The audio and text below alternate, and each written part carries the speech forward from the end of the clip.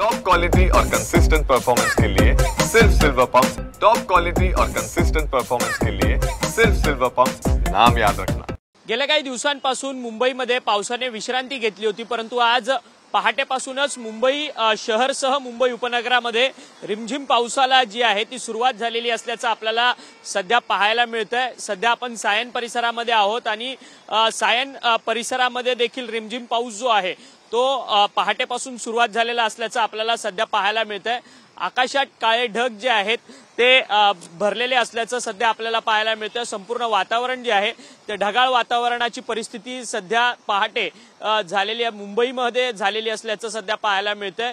हा संपूर्ण आठवडा वेगवेगळ्या जिल्ह्यांमध्ये पाऊस पडणार असल्याची माहिती जी आहे ती हवामान खात्याकडून सध्या वर्तवण्यात आलेली आहे। गेल्या काही दिवसांपासून पावसाने मुंबईसह उपनगरामध्ये विश्रांती घेतलेली होती, परंतु आज मात्र काहीसा प्रमाणात पाऊस जो आहे तो मुंबईसह उपनगरामध्ये पडताना सध्या आपल्याला पाहायला मिळतोय। आणि वेगवेगळ्या जिल्ह्यांना 22 जुलैला ऑरेंज अलर्ट जो आहे तो हवामान खात्याकडून देण्यात आलेला आहे। 22 जुलैला अर्थातच परवा काही जिल्ह्यांमध्ये मुसळधार पाऊस पडण्याची शक्यता जी आहे ती व्यक्त करण्यात आलेली असल्याचं सध्या आपल्याला पाहायला मिळतंय। आणि सायन परिसरामधील वाहतूक देखील आता सध्या सुरळीत असल्याचं आपल्याला पाहायला मिळतंय। आज दिवसभर पाऊस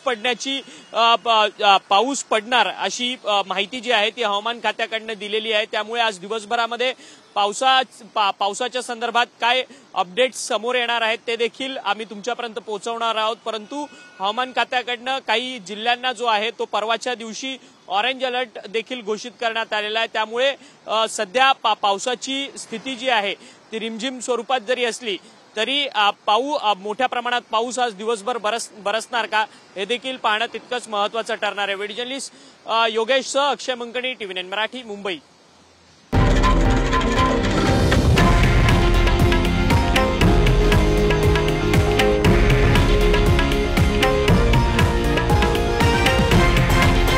हे आहे देशातील नंबर 1 न्यूज नेटवर्क आणि आपण पाहत आहात TV9 मराठी, एकमेव।